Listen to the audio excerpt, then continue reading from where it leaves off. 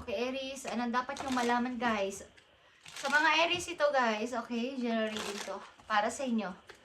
Ano ang dapat ninyong malaman? Ano ang dapat ninyong malaman at gustong sabihin sa inyo ng inyong mga guides, guys, sa mga Aries. Para to sa mga Aries.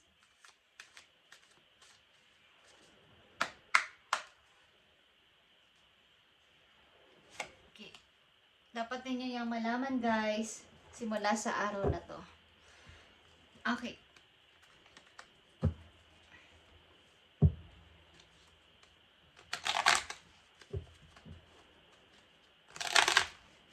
Aries.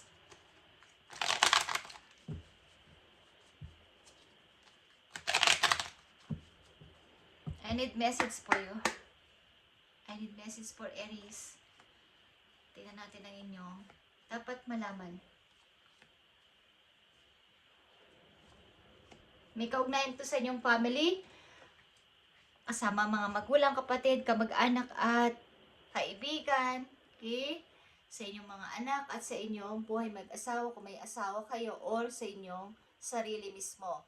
Dapat ninyong malaman, guys, dapat ninyong malaman. Negativity is blocking the path from success. Okay, Aries, may mga nagpapablock sa'yo para ikaw ay maging matagumpay sa buhay. Yung mga negativity, kahit ano yan, yung mga negative, kahit yan ay mga negative na tao, negative na energy, marami sa inyong paligid, guys. Kaya nabablock ang inyong pagtatagumpay sa ilang Aries na nandito. Kaya andito ang 5 of Pentacles. Okay. Parang ups and down na pagdating ng pera, or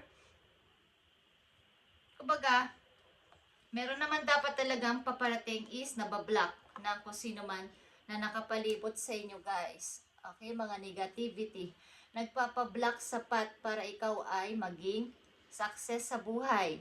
Dapat ninyong malaman, guys, okay, Knight of Cups is here. 3 of Swords, 10 of Wands, at 3 of Wands. Okay.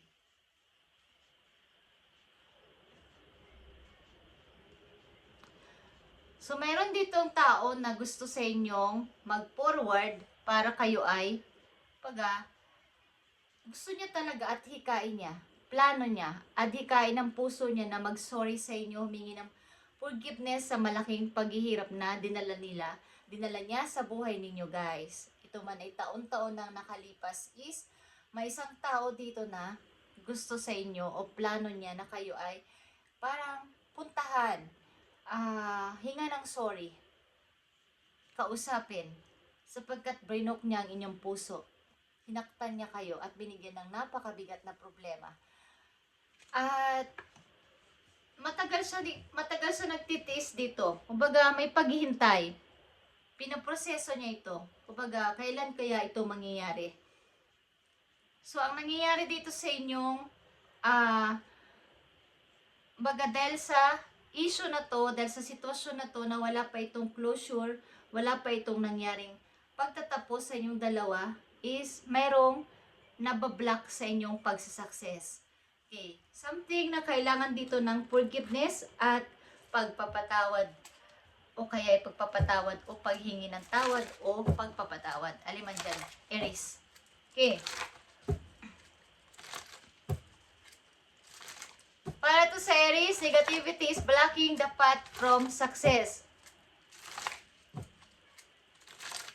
Para to sa Aries, bibigyan ng message today. May plano dito isang tao na kayo ay kausapin, puntahan, para maliwanagan ang issue na to o magawa ng pagtatapos o pagkakaroon ng peace sa paligid. So matagal na siya naghihintay ng tamang panahon, tamang oras o tamang pagkakataon, tamang timing. Paano niya to sasabihin? Paano siya pupunta? Paano siya magpo-forward papunta sa'yo? Tingnan natin ang message pa dito para dito sa sitwasyon na to, Aries. Para to sa Aries, tingnan natin ang inyong message pa about dito sa inyong sitwasyon. So, three of Wands ulit is here. Talaga naghihintay ng tamang timing at parang wala ng komunikasyon. Ang dalawang taong mayroong naging mabuting samahan. Okay? Ito ay wala ng koneksyon o wala ng komunikasyon. Okay, guys. Aries, nandito ang Four of Wands. Nandito ang Nine of Cups. At nandito ang Eight of Cups. Hindi ko alam kung kayo kasal o ikinasal. But, andito yung masayang pagsasama. Okay? Andito na, ito na yun. Ito na yung pag-ibig, ito na yung pagsasama, ito na yung connection na gusto ko. Kaya lang, someone is leaving. Someone is walking away. Okay, guys? So, mayroon dito, hindi na nanahimik sapagkat wala pa itong pagtatapos o pag-uusap ng maayos na nauwi lang sa pag-alis. Aries, kailangan dito ng forgiveness o pag-forgive. Ano pa ang gusto mong sabihin sa mga Aries about dito sa kailang sitwasyon? At ano pang impormasyon? I need message for Aries. I need message for Aries.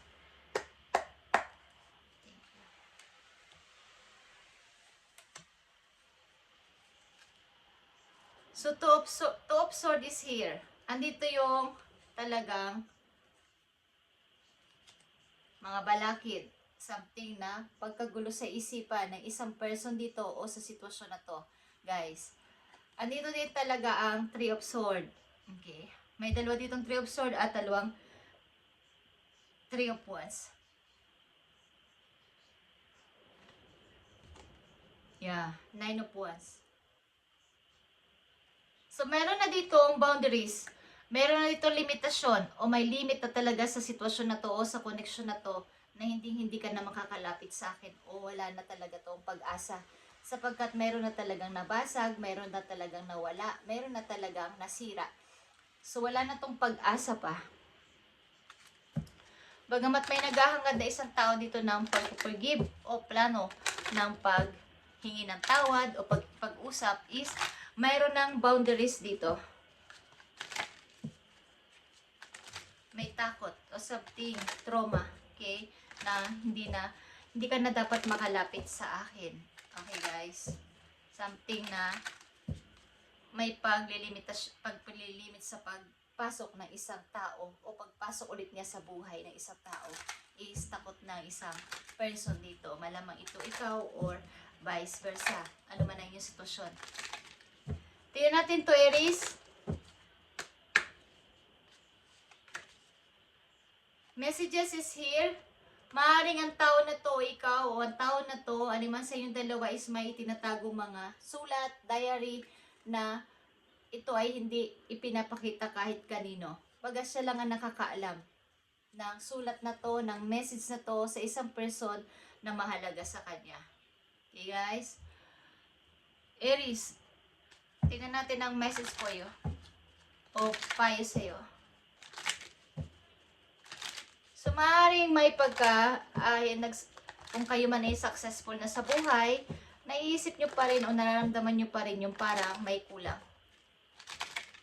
At sa ibang Aries na nandito, kung nakakaranas kayo ng ganito na parang may balakid pa din, may pagbablock pa din, kahit anong gawin kong pagsisikap is merong maaaring hindi pa tapos na usapin sa inyong mga nakaraan. At dapat itong maklear sapagkat kung ito ay bumabalik sa buhay ninyo at gusto makipag-usap o nagpapakita ng parang sign na nandyan siya at may hindi pa tapos sa inyong dalawa is kailangan dito ng maayos at i-close na ang cycle na to ng tuluyan kung wala ng pag-asa para magtuloy-tuloy na sa present ninyo papunta sa future ang pagdating ng maganda at pagdaloy ng magandang blessing o biyaya sa inyo, okay?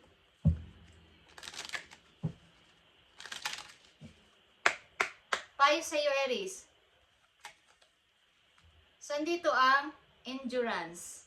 Aries, whatever you seek, your intensity and faith will be paying off. Know that no matter the temporary outer conditions, you will manifest your desire and divine timing is in the form that the best for you. Okay.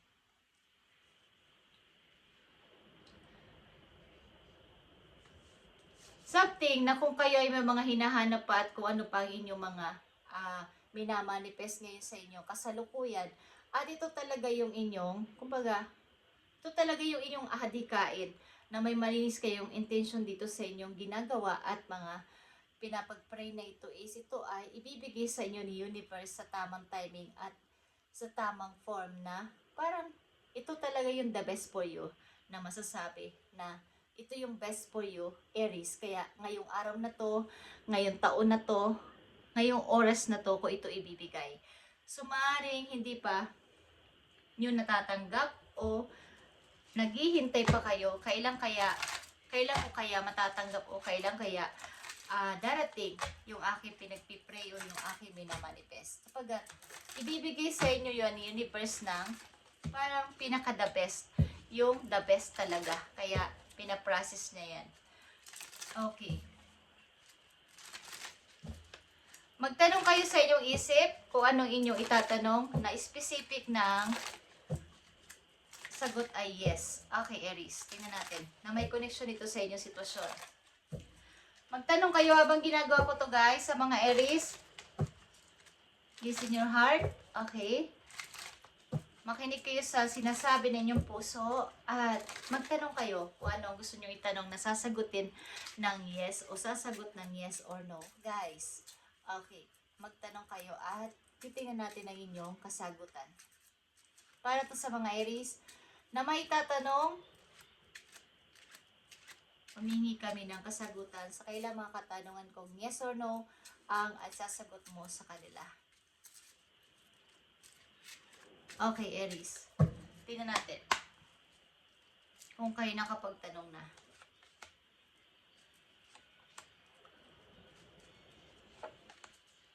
So, andito ang Page of Cups. Ito ay red. Okay.